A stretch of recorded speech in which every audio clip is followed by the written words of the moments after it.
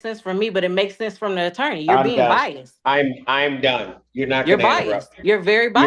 You're not gonna keep interrupting me. What you're about to see is not a simple landlord-tenant dispute. This is a procedural minefield mixed with money, missed deadlines, disputed ledgers, and a defendant who believes the system itself is stacked against her. On one side, Arbor Woods, represented by counsel, armed with filings, timestamps, and a paper trail. On the other, Keir Morris, appearing remotely, claiming accounting errors, improper fees, and a default judgment that she says should never have happened in the first place. At the center of it all sits Judge Simpson, tasked with deciding one narrow but critical question. Should this default judgment be set aside, or does it stand? That single decision determines whether this case gets a second life, or whether it ends right here. Listen carefully to the timeline.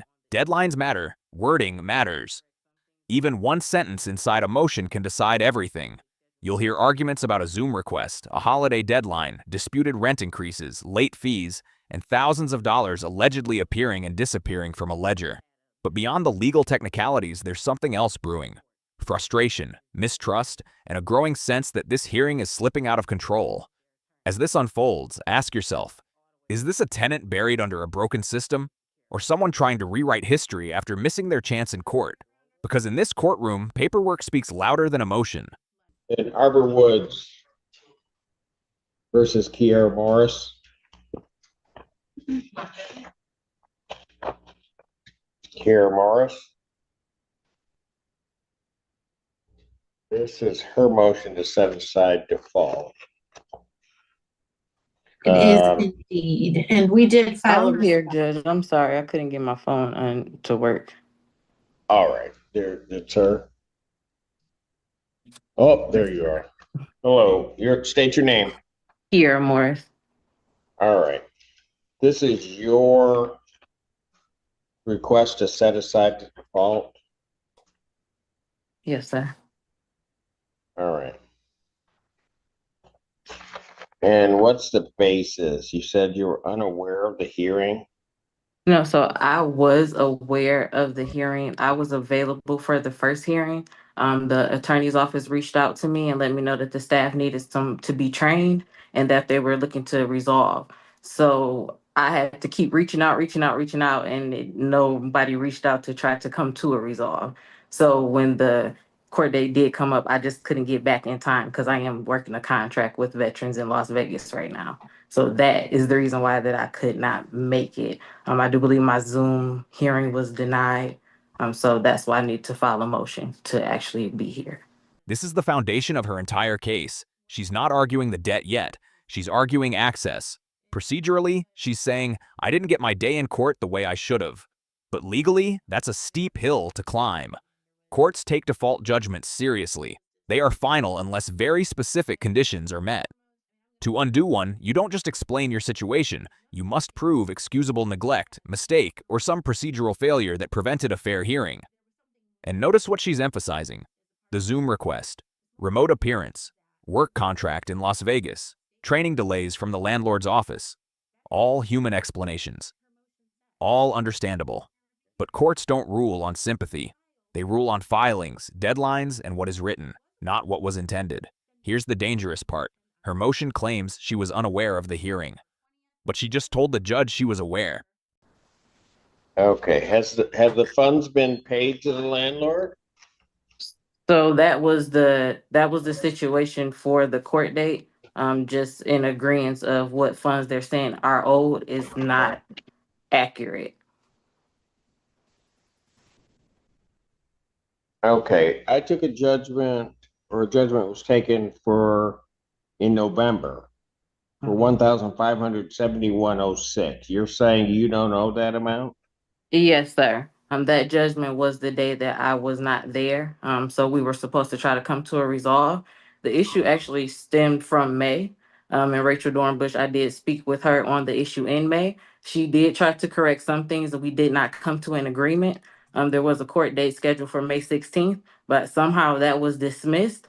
But even on the Arbor Woods paperwork, they still had down that I had a balance. So we still should have been in court. So that is, I guess they didn't communicate that with their attorney because I'm This is like all the way from May. So this issue has never been taken care of. Your Honor, Dornbush?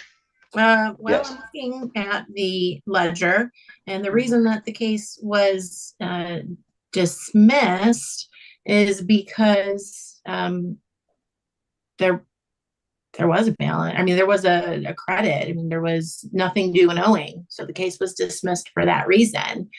Your Honor, first and foremost, I mean, I'm going to object to the motion even proceeding because none of that was stated in the motion. The motion says, I was unaware of the hearing.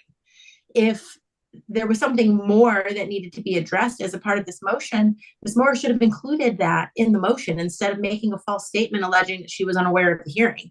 That is verbatim what her motion says. I was unaware of the hearing, and this was only filed beyond 10 days because of the holiday. Well, if she was aware of the hearing, then she could have filed her motion on November 19th, November 20th. She could have filed it long before the holiday occurred, which prevented her allegedly from getting to the court to do it. So I'm going to object, Your Honor, that this motion hearing even moves forward on that basis. And I am going to request actual attorney's fees because the motion that was filed is clearly erroneous and a false statement was made to the court. This is the turning point. The attorney isn't just opposing the motion, she's attacking its credibility. In legal terms, this is devastating. Courts rely on written motions as sworn representations. When a motion says I was unaware of the hearing, that's not casual language. That's a factual claim. And the attorney just lined up the timeline, phone call reminders, the Zoom request, the in-person trial date, all proof that Keir Morris knew the hearing existed. So now the issue isn't just lateness, it's accuracy. If a judge believes a motion contains a false statement, everything attached to it becomes suspect. Even valid complaints can collapse if the foundation is shaky. And then comes the escalation. Attorney's fees. That's a signal to the court that this wasn't just mistaken. It may be unreasonable or misleading.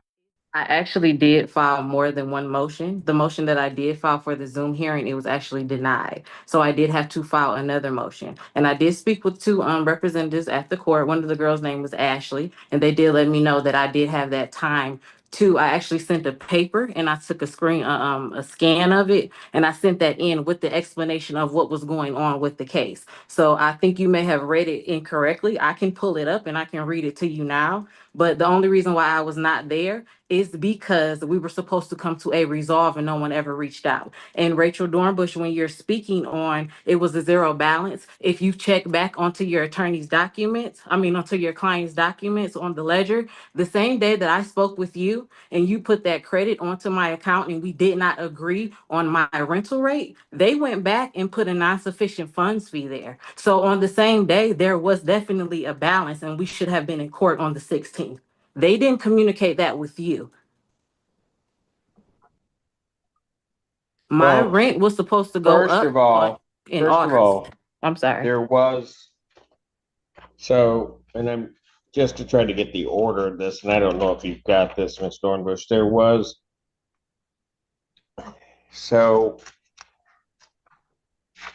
what I have is exactly what you stated on the motion. On her request for a Zoom hearing, she just had indicated that she's currently working out of the state of Las Vegas. I was hoping to come and resolve, but I have not received a call back yet.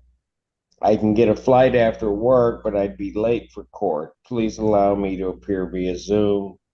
There's a 3-hour time difference.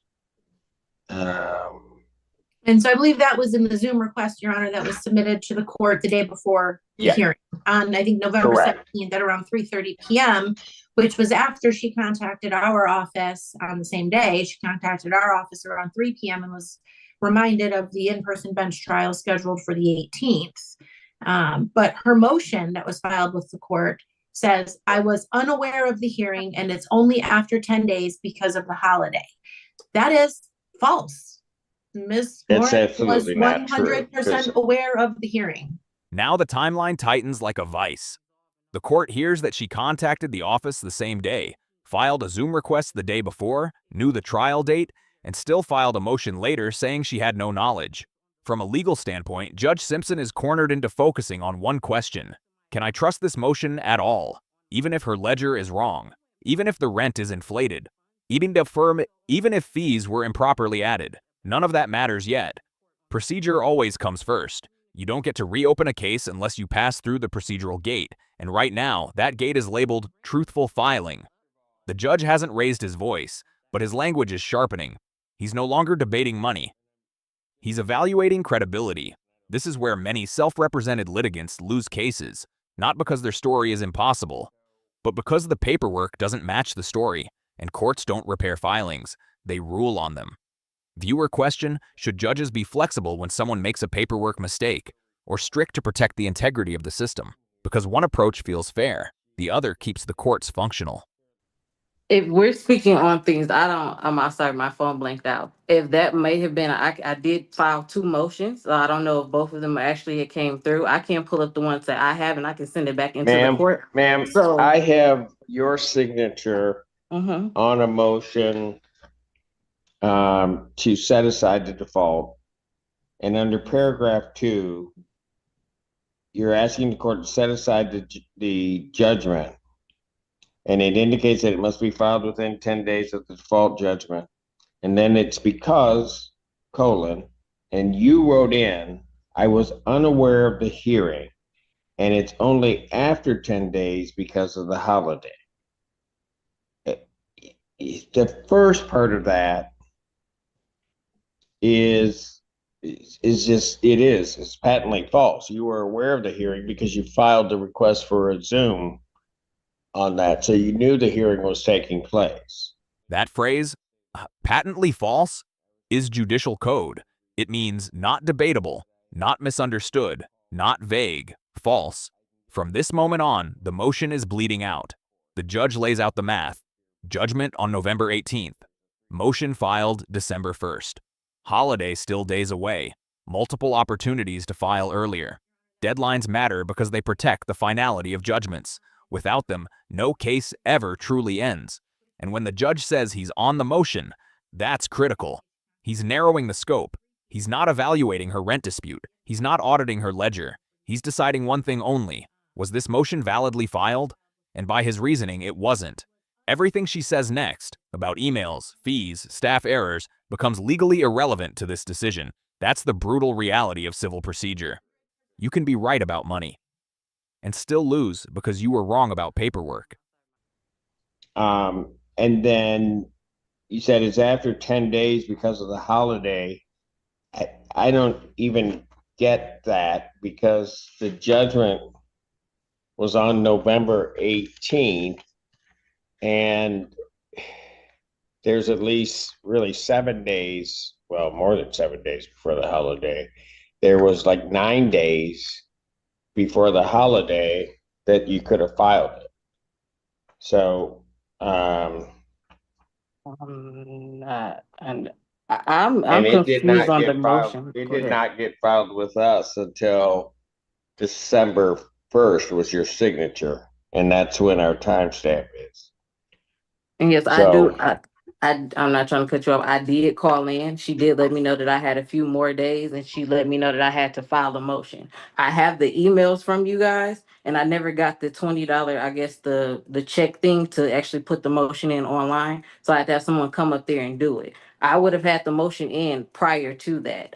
My Zoom hearing was denied, and I did submit a piece of paper with a lengthy information on what we're talking about. This is the same conversation that we had prior to when the other attorney decided that they needed to train staff and we're trying to come to a resolve. So my information hasn't changed. And my issue hasn't changed either. And if we would have been in court in May, because that ledger says well, that I in had a May, balance. ma'am, trying to go back to May, Ms. Dornbush just stated you had a credit on your account, and that's why they dismissed it. Correct, the same So, day, Judge. Ms. Dornbush is not but acknowledging that her client put a non-sufficient funds fee and reversed that payment back onto my ledger after I spoke with her. when are you saying that happened? That happened on the same day on 5/6 of Do 2025. you see that on the account, Ms. Dornbush? I do see that, Your Honor, and I believe, but I can't speak to it with certainty because I was unaware of that until Ms. Morris brought that up. But if a dismissal had already been submitted to the court, my client would have then had to motion the court to reinstate the case, number one, to try to pursue those amounts. And following that, Ms. Morris did continue to make payments on the account in June. Payments were made and credits were done to the account, leaving a balance of $50.49. Now the conversation shifts from procedure to chaos. Look at what's happening. Two narratives. The landlord's side says credits were applied, payments continued, balance remained. Keir Morris says fees were added back, credits removed later, payments misapplied, notices inconsistent, money orders missing. This is what accounting litigation looks like in the wild. Messy, technical, and almost impossible to untangle verbally. Judges are not forensic accountants. They rely on structured evidence, clean ledgers, clear numbers. Instead, the court is getting overlapping timelines, disputed fee schedules, portal lockouts, manager names, and handwritten notices. And while her frustration sounds real, notice what the judge keeps asking: where are the numbers coming from? That's the heart of it. Courts don't rule on vibes, they rule on totals. Audience question: if your rent ledger showed 5 different balances across the year, who would you trust? Your receipts or the property manager's system? Because one controls your home, the other controls the court record. And so I don't believe my client felt there was a reason to reinstate based on subsequent payments being made. Well, sorry, I don't want to cut you off. Just to let you know, Ms. Dornbush, because I know you didn't speak to your client. I spoke to them and we were going back and forth. They ignored my phone calls, a whole lot of things. That was done probably about 2 hours after me and you had spoke. And they literally have it on the ledger. They knew about it, and it took over 30 days for them to actually correct that. And they also put a $30 late fee onto May's rent as well. So this is an issue that needed to be addressed because just like with the $2, my rent was supposed to go up in August. That's a whole 12 months. So I understand that what is her they didn't. current balance? The current balance, Your Honor, hold on. I've got to find the current ledger that I have for this case. Give me just one moment. With December, Your Honor, $2,364.19. And ma'am, if I take everything that you're saying, how much are you saying you owe? Honestly, Judge, there was a discrepancy in I know September. that. Okay, So I'm saying in you tell September. me, Yeah. taking out all of that, Mm-hmm. how much do you think you owe right now? I think I owe them around $300 from the discrepancy that the office made in September, sending out a notice, 7-day notice, saying that my rent was $360.06. Did you pay December rent? Yes, I did. I paid it into escrow at the court, and I did that with November's rent as well. I've got 700. So you're saying that if I take that 700 off, add the 300, so basically $1,000, that you're saying that there's an error on your account in the amount of $1,364.19. Yes, it is. This is where the hearing breaks down. The judge simplifies everything into one question: where does the extra $1,364 come from? Not stories, not history, numbers. And she can't pin it to a single source.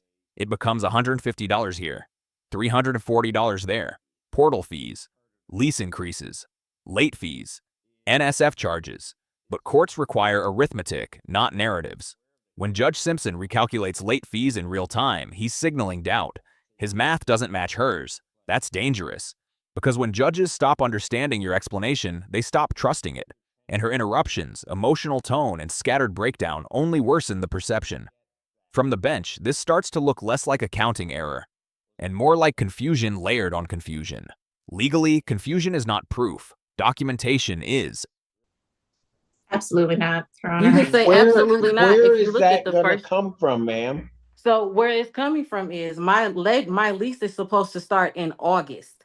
They charged me a lease increase in May, June, and July. My lease is supposed to be from 8/1/2024 All to, right. So in May, June, and July, what are you saying they charged? they charged me $694 for lot rent. And if you're saying that, what should it have been? My lot rent should have been $657. So that's about a $50 difference each of those months. That's $150. On top of late fees. So how many late fees? They charge you two late fees per month. Okay, So so that's even if they did $85 per that, month. and Ms. Dornbush, maximum amount of late fees per month is what? Your Honor, the late fees total per month is 55 that gets charged on after the 5th, and $30 that gets charged on the 21st. So it's $85 a month. However, let me go look at Miss Morris's ledger and see if she's actually making these payments timely. Because if she's not making her payments timely, whether there's a discrepancy or not, the late fee would have hit. Okay, I hear you on that. But what I'm getting at is your numbers aren't matching, because even if I take 85, give me 85 times 3, give me 85 times 4. 5 times 4, 340. 340. So I've got 150 and 340. Where else are you claiming that there's a discrepancy of some type? Okay, so moving forward, if you look at to July, well, you took that. If you said my rent was $657 in July, I went into the office. They locked my mailbox, and I have been kicked out of the customer portal to pay online. So I get charged a $10 fee with every payment. Ma'am, listen to me. If you look on my Listen ledger, to me. You are claiming that there is some $1,300, almost $1,400. That is a discrepancy on your account. I'm Yes, asking sir. you for where that discrepancy is. Okay, You sir, are and giving me 150. I'm not Sir. agreeing with you. I'm just saying, Mhm. where are you getting these numbers? So where I'm getting these numbers from are my ledger. It started in May. So they put a non-sufficient funds fee on the account. After they put that non-sufficient funds fee, they added that money that was owed for May, the rent, they added that onto June. I have a 7-day notice from June. It says my rent at the top of the paper is $657, but they're not putting that onto the ledger. So that is incurring a balance. They put the non-sufficient funds fee, put the 718 back onto my ledger around June 12th or June 13th. Moving forward, we still had a balance in July. No one is trying to come to an agreement about the balance with my ledger. So it kept on incurring. Then we get to August. I go into the office, they say I owe $175. So she says, well, you know what? Since you've been locked out of your account, her name is Dana. She said, you've been locked out of your account. We'll credit you those $10 fees back. I'll do 17 of them. We're going to investigate. We'll do more. Kenya just took those $170 credits off in October. Those were supposed to be taken off in August. I paid my October rent to the office. They told the court that they didn't have any rent. If you look at 9/6 on my 7-day notice, Kenya, the new manager, sent out a letter saying I owe $360. Ma'am. Now the frustration spills into accusation. She alleges stolen money orders, conflicting notices sent to court, different rent figures across documents, managers reversing credits months later. If true, that's alarming. But the courtroom problem remains the same. None of this is in the motion to set aside default. Judges cannot rule on what isn't formally presented. Even legitimate wrongdoing must be raised properly, in the right filing, at the right time. Procedural law is cold. It doesn't bend for stories, only submissions. So while her claims may justify a future lawsuit, a complaint, or an accounting review, they do not resurrect a dead motion. Audience question: should courts prioritize strict process or dig deeper when someone claims systemic errors? Because justice and efficiency often collide right here. You are telling me that there's some $1,300, $1,400. You are not telling me where those numbers are coming from. You have given me a total amount of $490, basically, that you're saying shouldn't be on your account. I said there's a total. The 400 If you look at my ledger that I paid in September, that was supposed to be the total balance owing for September. That was a staff error. It was $360. I made a $450 payment to cover the late fees. So I should not have a balance. That was a staff error, not my fault. They sent me one paper in the mail and they sent another paper to the court.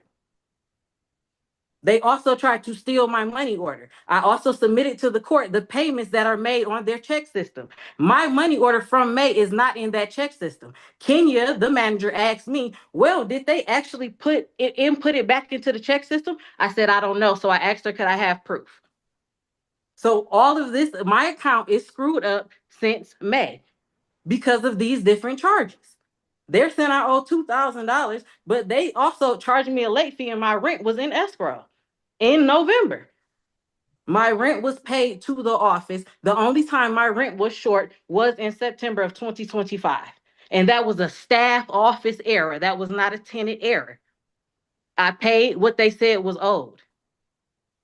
Then they turn around the same day and send the court the same paper with different numbers on it.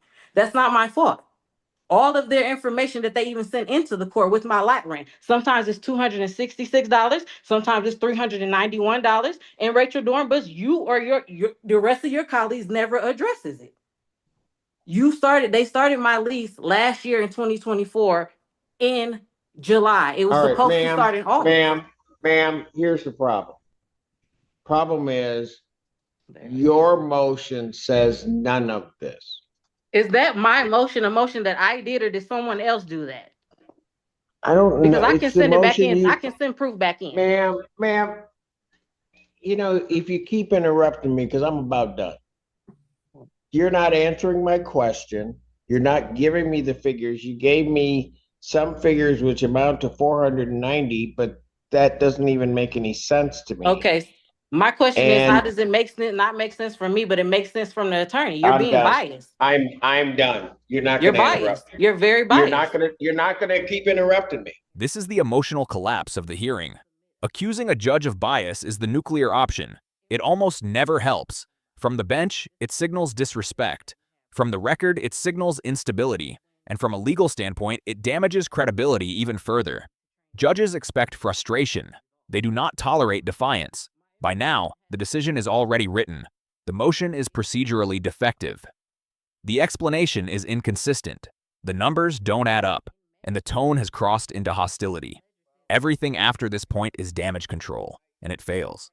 Motion Sorry, denied. I was never trying to interrupt you. You're very biased. Thank you. You're very biased and disrespectful. I'm done. It doesn't matter. You're disrespectful and you're very biased. You need to do your job. You don't know how to do your job. That's all. I am done. Motion denied. Your Honor, I would request that the money's held in escrow. I think Your Honor. The money's held in escrow are released to plaintiff and will be applied to the account balance.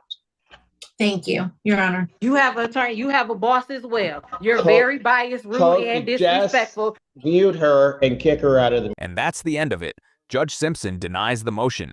The default judgment stands. The escrowed rent is released to the landlord and applied to the balance. Legally, the case is over. Not because the ledger was proven correct. Now would prefer not because every fee was justified, but because the procedure failed. The motion contained a false statement. It was filed late, and it did not present the financial dispute clearly enough for the court to reopen the case. This is one of the hardest lessons in civil court. You can lose without ever being wrong about the underlying issue. Deadlines rule, filings rule, wording rules. Keir Morris may still believe she was overcharged. She may still pursue other legal remedies, but this courtroom door is now closed. And it closed because of a sentence on a form.